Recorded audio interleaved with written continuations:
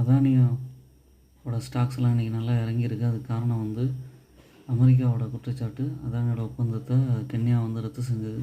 அதுக்கு காரணம் அவங்க மோசடி செஞ்சுருக்காங்கிற குற்றச்சாட்டு ரினியூவபிள் எனர்ஜி பிஸ்னஸில். அதனால் அதானியோட எல்லா ஷேர்ஸுமே இறங்கியிருக்கு. அம்புஜா சிமெண்ட்ஸ் 484 ருபீஸ் இருக்குது. ரிட்டர்ன் ஆன் ஈக்விட்டி 10.3 இருக்குது. ஸ்டாக்கோட பிஇ வந்து 40.6 இருக்குது. டிவிடெண்ட் இல்லை 0.41% இருக்குது. இதோட ப்ரைஸ் இடன்பர்க் அறிக்கை அப்பயும் நிறையா இறங்குனுச்சு, இப்போயும் இறங்கியிருக்கு. சில பேர் வந்து இது ஆப்பர்ச்சுனிட்டியை கன்சிடர் பண்ணலாம். பட் வந்து இதுக்கெல்லாம் ரொம்ப வெயிட் பண்ண வேண்டிய கட்டாயம் இருக்கும். இப்போயுமே பார்த்திங்கன்னா 675 ரூபா இருந்த ப்ரைஸ் வந்து நல்லா 484 வந்துருச்சு. திரும்ப பழைய ப்ரைஸ் வரதுக்கெலாம் டைம் எடுக்கும். எல்லா பிரச்சனையும் சால்வ் ஆனால் தான் நடக்க வாய்ப்பு இருக்குது. ஓன் அனலைசிஸ் பண்ணுங்கள்.